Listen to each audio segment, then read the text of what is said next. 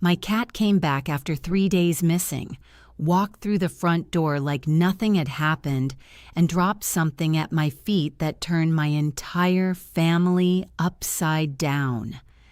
Not metaphorically, literally. She walked in through the back door that I'd left cracked, hoping she would come home, crossed the kitchen floor with the unhurried confidence she always had, sat down at my feet, and put something on the linoleum in front of me. And then she looked up at me with those copper eyes of hers and waited. What she had brought back, what she had been carrying, was not what any of us expected. It was not what I expected. It was, in fact, the last thing I would have predicted an animal could carry, in any sense of the word. She'd been missing for 3 days because my stepmother had tried to get rid of her, not rehome her, not find her a better situation, get rid of her, taken her while I was at school and driven 25 minutes away and left her in a parking lot and come home and told me she had run away. She had walked 25 miles home, and what she brought with her changed the story of my family in a way I'm still living inside of. Let me tell you everything. Because this story starts much further back than the 3 days, and you need the whole thing to understand what she did and why it mattered. Sable had been mine since I was 12 years old, which meant she had been mine through everything. She had been mine through middle school and the beginning of high school. She had been mine through my parents' divorce when I was 13 and the year of chaos that followed it. She had been mine through my father's remarriage when I was 15, and the stepmother who came with it, and the stepbrother who came with her, and the whole project of becoming a different kind of family in a house that still felt like the house I grew up in. She was a black cat, which I mention not because it's relevant to the story in any mystical sense, but because people always picture a different kind of cat when they hear this story, and the picture matters for what happens later.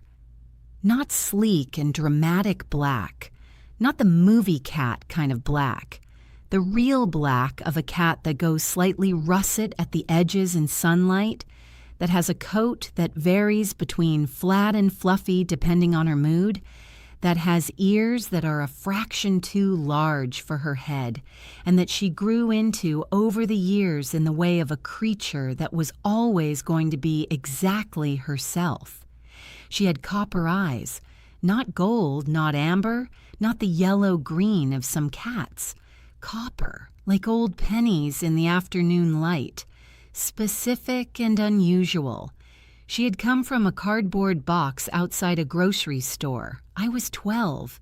My father had taken me for the groceries, and I had seen the box and the hand-lettered sign, and my father had made the mistake of allowing me to approach the box, and I had made the mistake of picking up the one that looked at me first, which was Sable, who was at that point 6 weeks old and small enough to hold in cupped hands, and who looked at me with those copper eyes with the absolute directness of someone who had already made a decision. My father said we couldn't take her. Then he let me take her. This is how my father has always operated. The initial no that is really a yes with a delay, the practical objection that yields to the thing that clearly matters. He is a good man, my father. This story is partly about what a good man can miss when he's managing too many things at once. Sable grew into the house the way cats grow into houses, with a combination of curiosity and ownership that makes them feel, within weeks, like they were there before the furniture.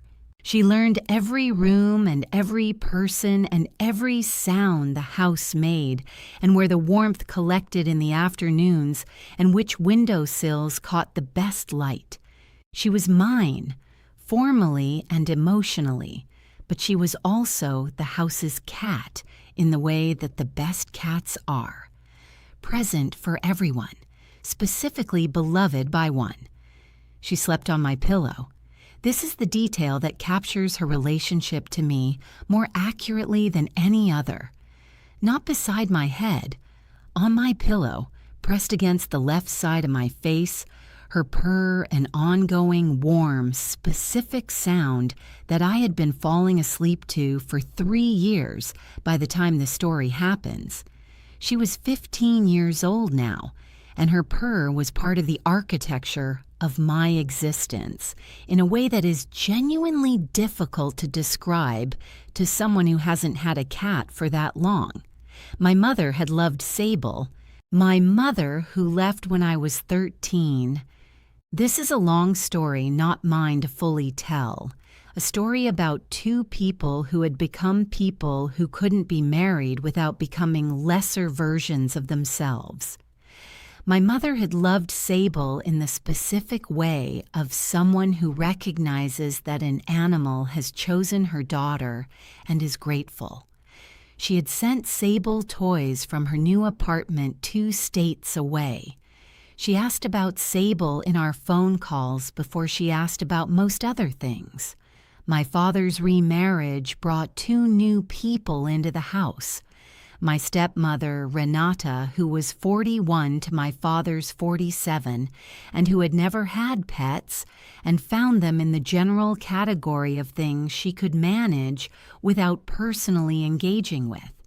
And my stepbrother, Jordan, who was 13 to my 16, and who had the particular quality of a 13-year-old boy in an unfamiliar household, watchful, contained, not quite at ease, trying to figure out the rules before he showed you who he was.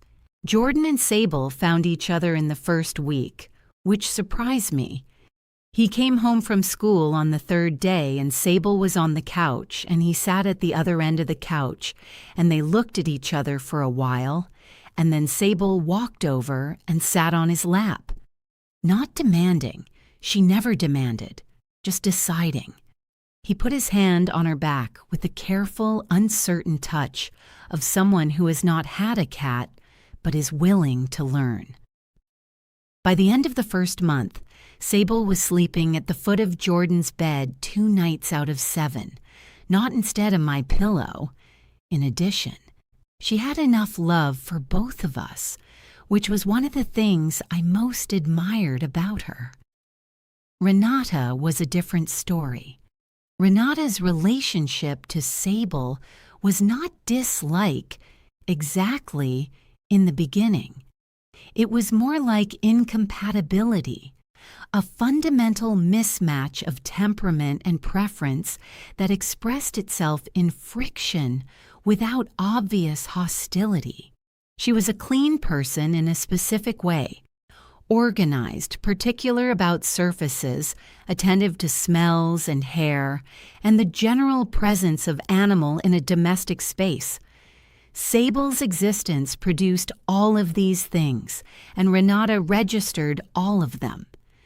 The first complaint was about cat hair on the couch. The second was about the litter box smell, even though I kept the box immaculate and the smell was genuinely minimal.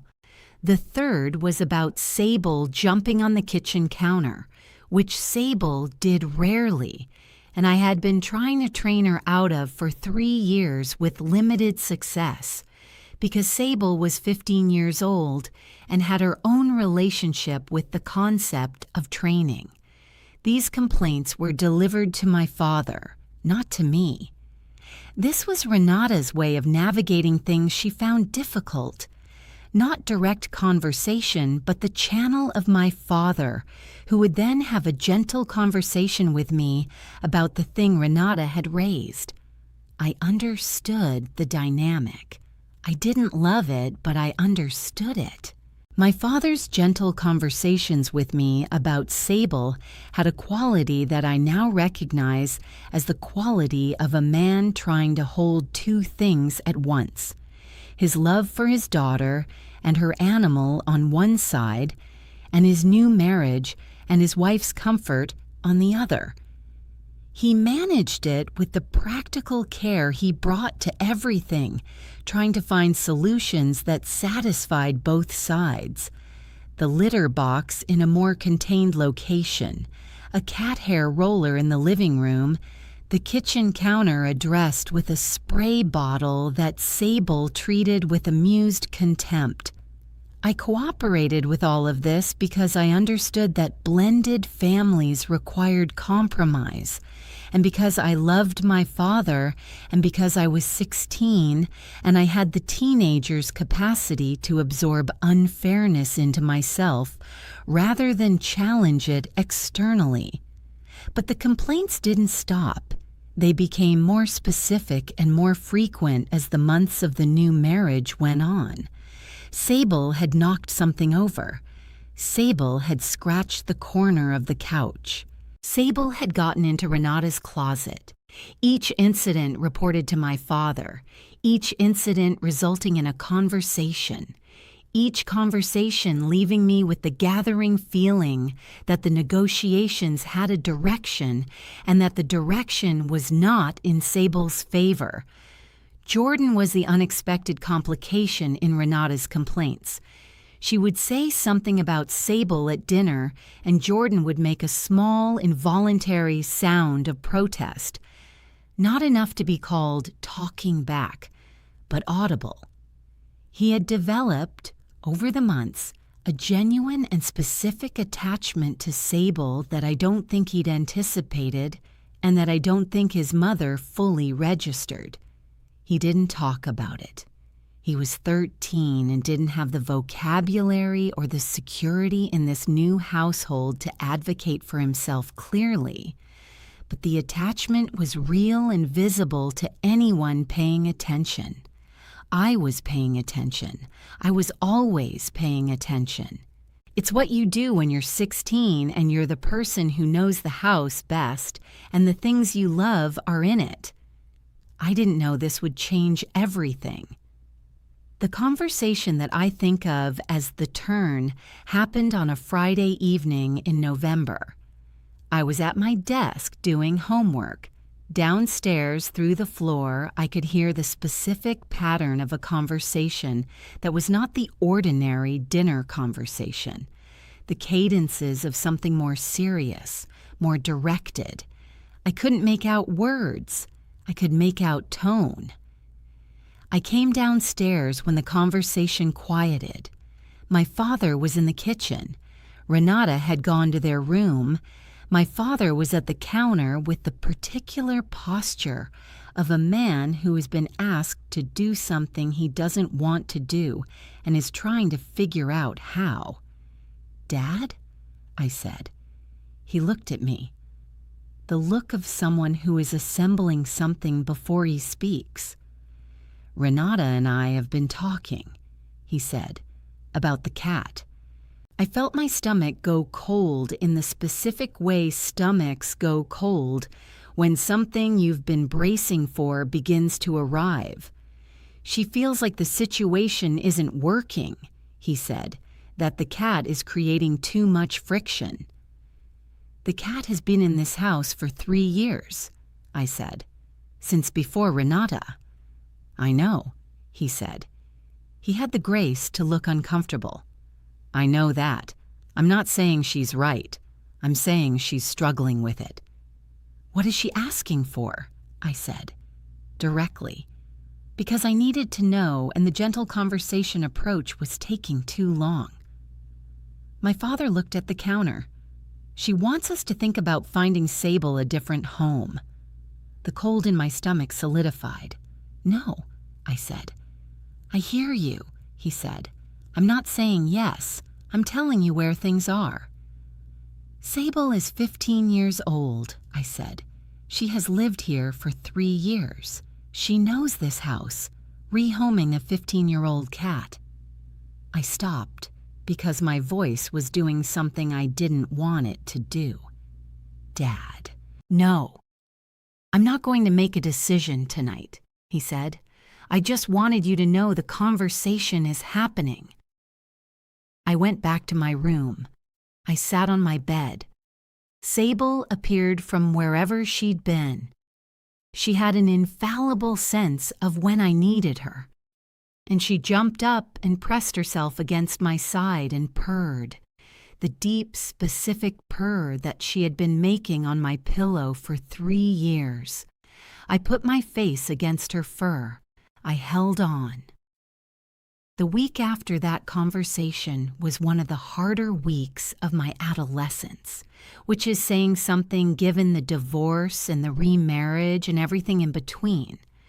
I went to school and came home and did my homework and had dinners that had the quality of surfaces, with things moving underneath them. My father was present and careful and clearly caught. Renata was pleasant in a specific, managed way. The pleasantness of someone who knows a negotiation is in progress and is maintaining position. Jordan was quiet in a way that told me he'd picked up on something.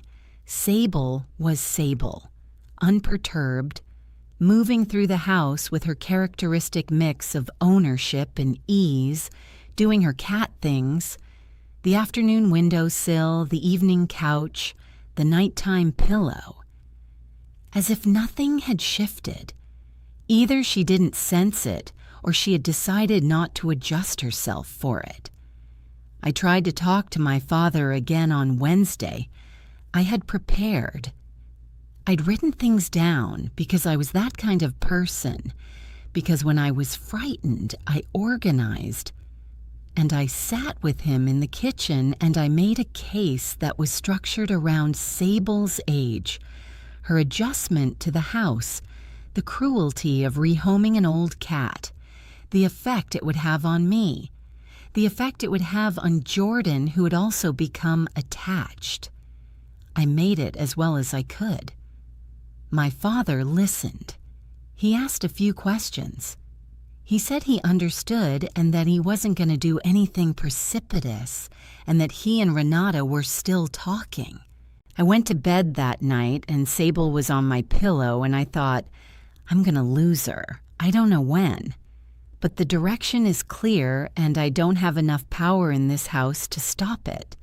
What happened next still haunts me. On Friday, I went to school. Normal morning. I got up, I had breakfast. Sable was on the windowsill in the kitchen when I left, doing the thing she did in the mornings when the early light came through. I touched her head on the way out. She turned and looked at me with those copper eyes, and I thought, with the retrospective sharpness that makes these moments sear into memory, I should have taken her with me. I should have known. I came home at 3:15. Sable was not at the door. This was not immediately alarming. She didn't always meet me at the door, though she usually did.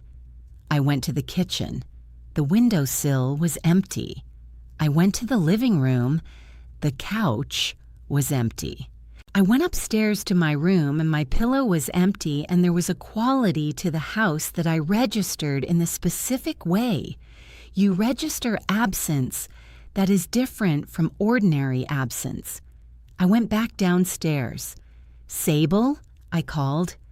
Through the house, into all the rooms, under the beds, in the closets, all the places she went when she wanted quiet or warmth or just the private cat time of being alone.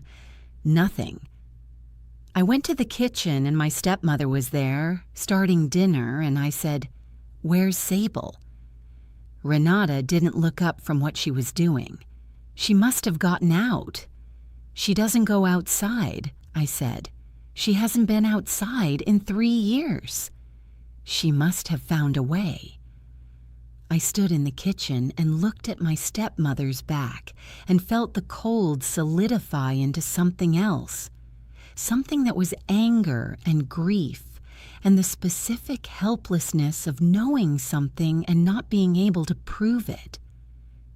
"She didn't get out," I said. "I'm not sure what you want me to tell you," Renata said, calm, even. the voice of someone who has decided on a story and is staying inside it. I went to my room. I closed the door. I sat on my bed where Sable was supposed to be, and I put my face in my hands, and I did not cry. Because I was too angry to cry, and because crying felt like accepting something I was not ready to accept. She was gone. My father came home at 6, and I told him, and he looked at Renata, and something passed between them that told me what I already knew. He came to my room later, and he said that he was going to look into it, and that he was sure there was an explanation, and that we would find her. And I looked at my father with the eyes of a daughter who is watching a good man be complicit in something because he has other priorities. And I didn't say anything because there was nothing to say. I put up posters that weekend. I walked the neighborhood calling her name. I called the local shelters. I posted on every neighborhood group I could find. I did everything you do when a cat is missing, knowing the whole time that she wasn't missing, that she had been taken, and doing it anyway, because the doing of it was the only thing I had. Jordan helped me with the posters. He was quiet about it. He didn't say anything about what he thought had happened, but he put on his shoes when I put on mine, and he walked the neighborhood with me for 2 hours on Saturday and 2 hours on Sunday, and he didn't complain once. My stepmother watched us leave and return each time with an expression I chose not to read too carefully. 3 days. For 3 days she was gone, and then she came back. It was Monday evening. I had come home from school and gone through the motions of homework and dinner, and the ordinary performance of a household that has an enormous unaddressed thing in the middle of it. I had left the back door cracked. I had been leaving it cracked for 3 days, in the way that you do things that probably won't work, but that you can't not do. I was at the kitchen table doing homework when I heard the sound. The specific sound of the back door opening a little further on its own. The particular sound that back doors make when something small pushes against them from the outside. I looked up. Sable walked in. She was thinner than she'd been 3 days ago. Her fur was not pristine. There was the evidence of outdoor days and nights in it. A roughness at the edges that her usually meticulous self did not normally have. She was moving slightly more carefully than her usual walk, the careful movement of an animal that has covered significant distance on its own feet. But she was walking, purposeful, directly to me. I got on the floor. I was on my knees on the kitchen linoleum before I'd finished processing what I was seeing. She came directly to me, and I had my hands on her, and she was real and warm and there. Sable, I said, or tried to say. It came out as something less formed than a word. She stood still in my hands for a moment, and then she stepped back, just slightly, just enough. And she put something down on the linoleum in front of me. I looked at it. It was a small object, dirty, slightly crumpled at the edges but recognizable.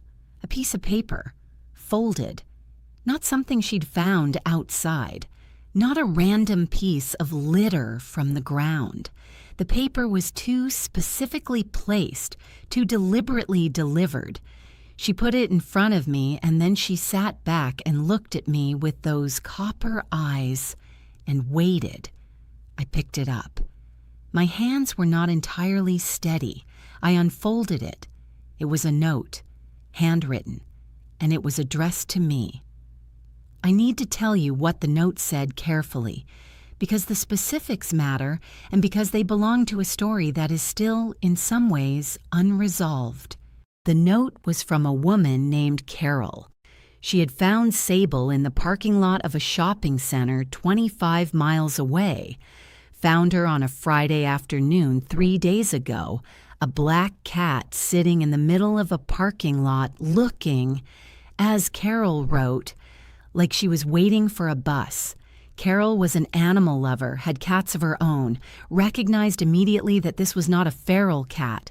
Too calm, too oriented toward humans, too clearly domestic. She had taken Sable home. She had looked for a collar.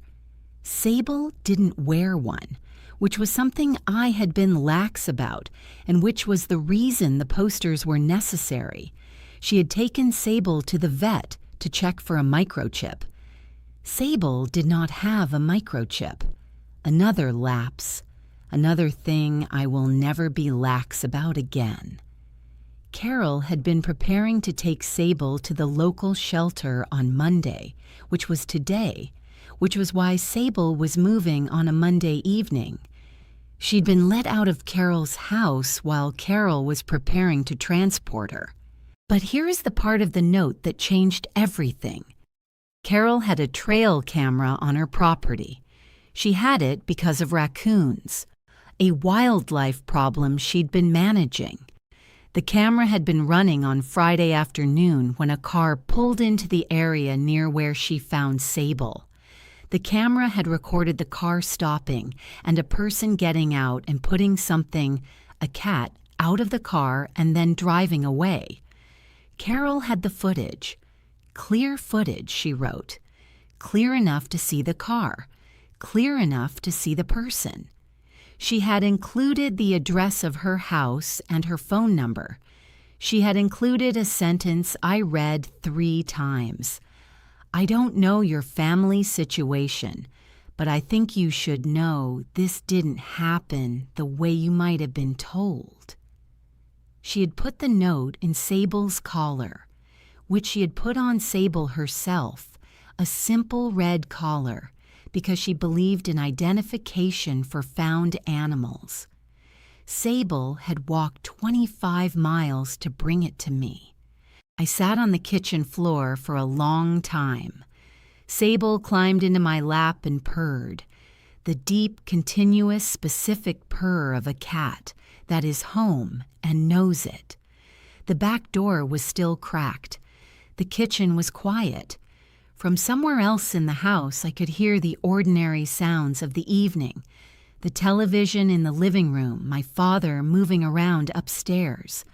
I read the note again and again, and then I stood up with Sable in my arms, and I went to find my father.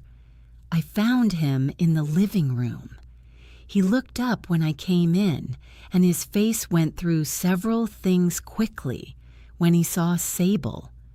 Relief, I think, that was genuine, and something else that was more complicated. She came back, he said. She came back, I agreed. 25 miles, Dad. She walked home from wherever she was left. He was very still. I handed him the note. I watched him read it. I watched his face while he read it. The sequence of things that moved through it. He read it twice. Renata was in the room. She had come in from the kitchen when she heard voices.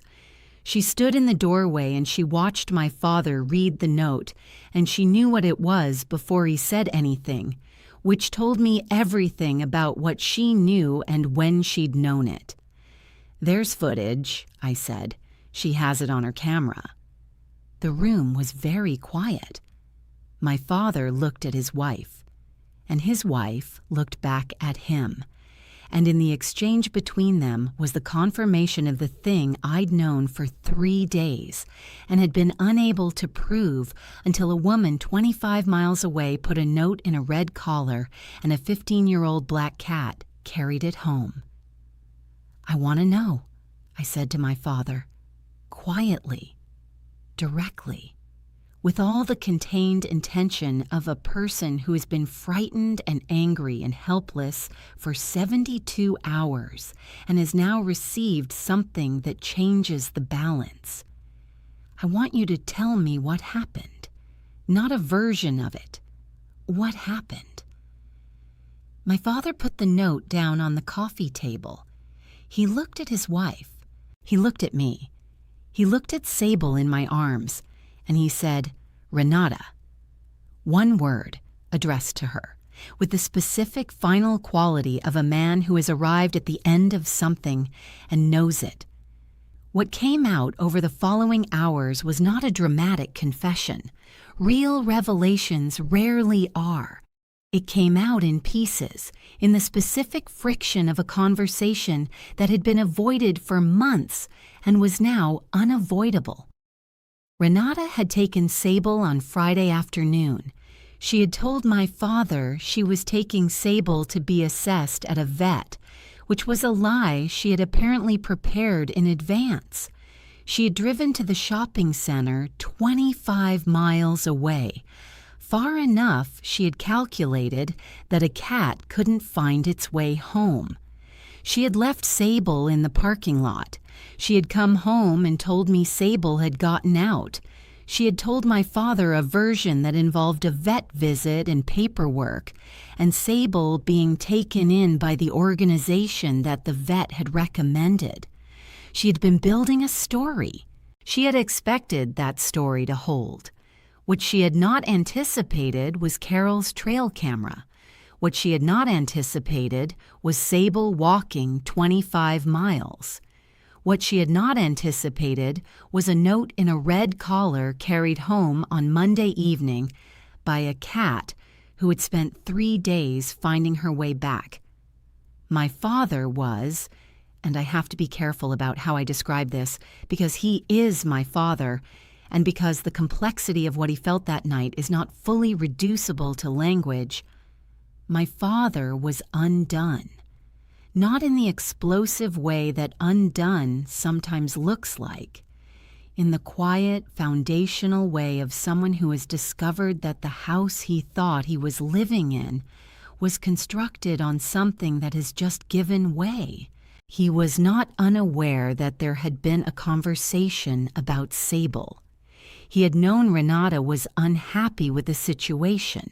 He had told me honestly that they were still talking.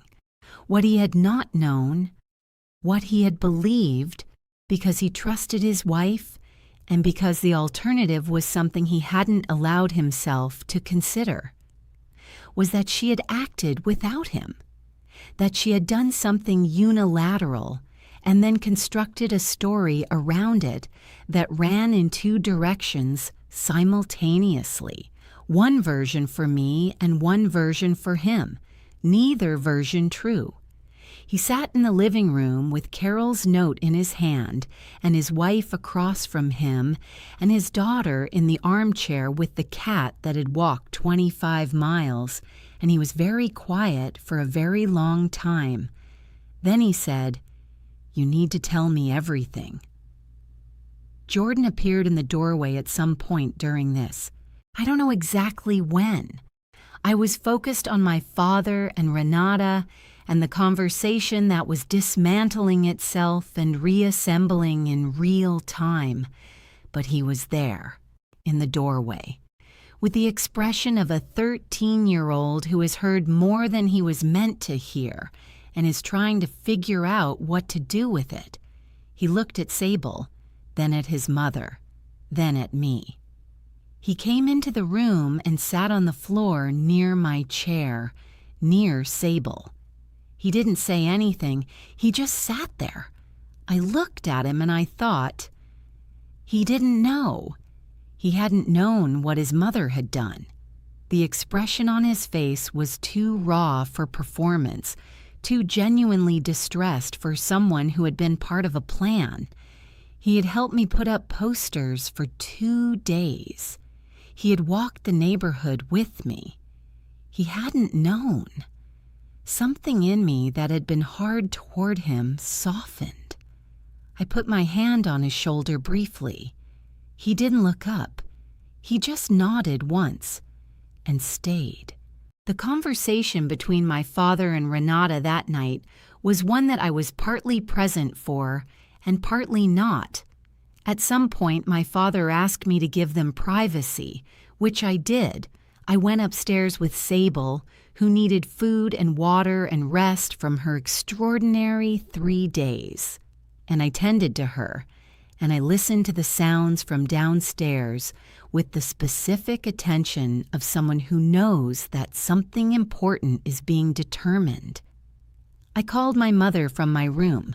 She was 2 states away, and it was 10 o'clock at night, and she answered immediately in the way that mothers answer calls from their children at 10 o'clock at night. I told her everything. Sable missing, the 3 days, the note, what I'd found out, what was happening downstairs. My mother was quiet for a long time. Then she said, "Is Sable okay?"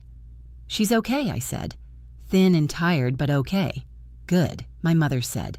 Then, "She walked 25 miles. 25 miles, I confirmed, to bring you a note. To bring me home," I said, and realized as I said it that this was the more accurate thing. Not to bring me a note, to come home. And because she came home, the note came with her. And because the note came with her, the truth came with it. "Your cat walked 25 miles, my mother said, to tell you the truth." I looked at Sable, who was eating from the bowl I'd refilled and eaten with the focused efficiency of an animal that has not had a reliable meal in 3 days. She was real and solid and home. "Yeah," I said, "she did."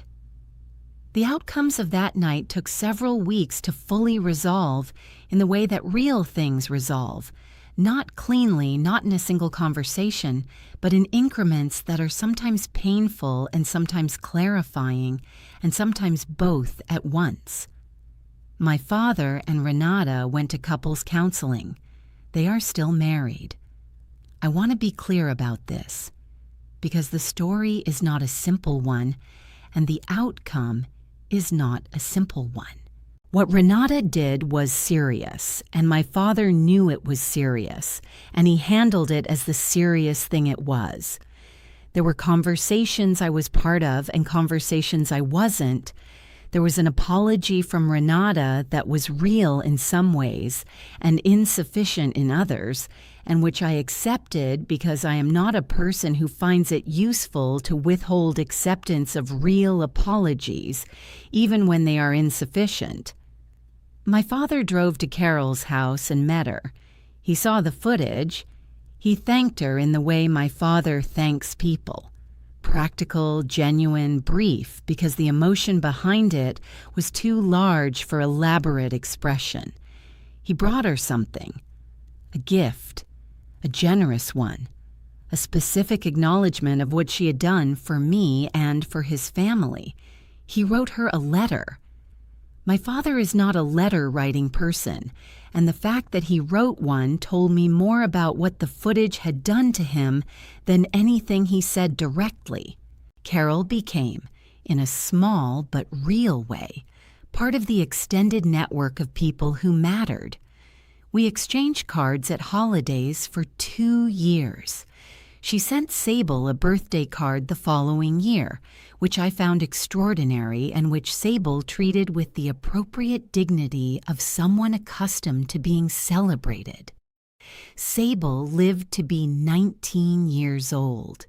This is the sentence I most wanted to reach in this telling, because it is the sentence that matters most. She lived to be 19. 4 more years after the November she walked 25 miles. And she spent those 4 years the way she spent all her years, with a particular combination of ownership and ease that had always been her most essential quality. On my pillow, at the window, on Jordan's bed, 2 nights out of 7, which became 3 nights out of 7 as he grew from 13 to 17 and needed more of what she gave without being able to ask for it. Jordan is someone I think about a lot when I think about this story, because his arc through it is the one that surprises me most when I look back. He was a 13-year-old in an unfamiliar household trying to find his footing. He had helped me look for Sable without knowing what had happened. He had sat on the living room floor when the truth came out, not knowing how to navigate his mother having done something wrong and his loyalty being divided in a way he hadn't anticipated. He'd stayed in that room beside Sable at the age of 13. He grew into someone I consider a real brother. Not because of the legal structure. Legal structures don't make siblings. Shared time and shared difficult things do. Because he walked the neighborhood with me for 2 days looking for my cat when he didn't know what had happened. Because he sat on the floor when he found out.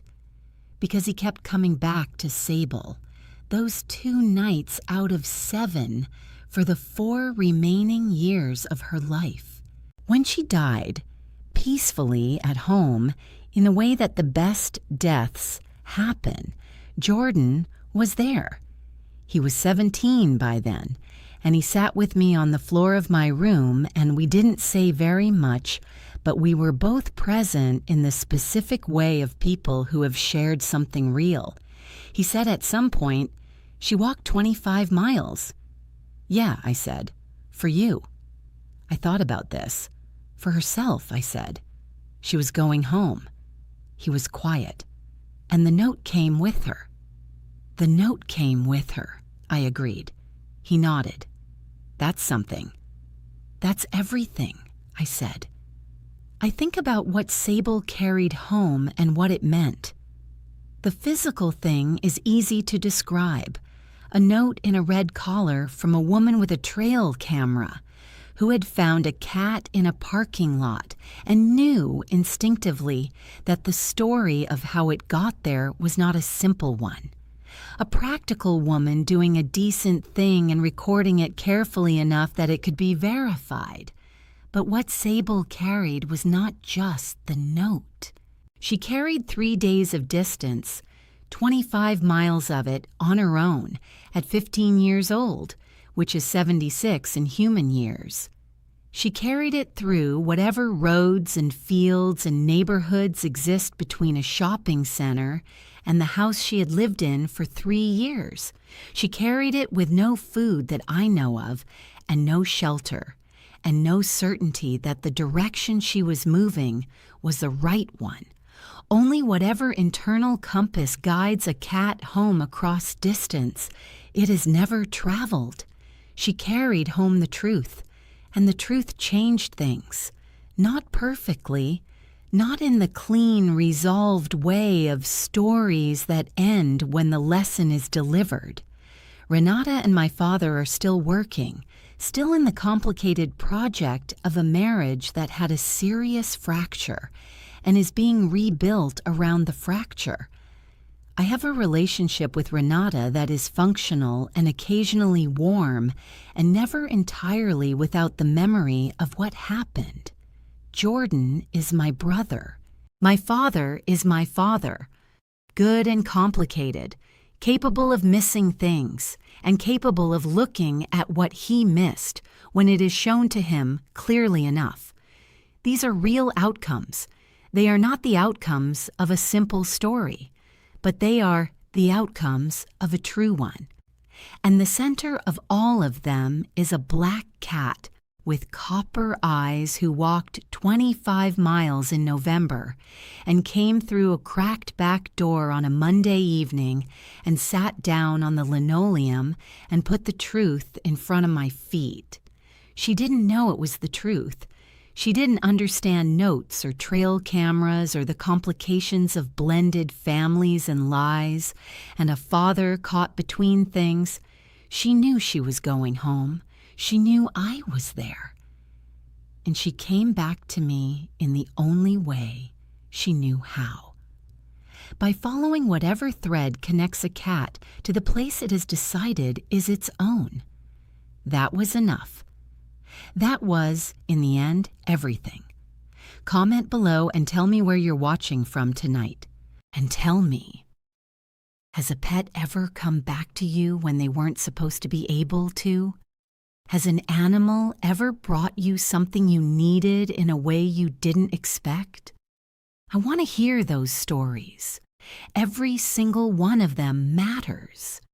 And if you believe that the animals in our lives find their way back to us, that the love they carry home is real and specific and not nothing, subscribe to this channel and turn on the notification bell.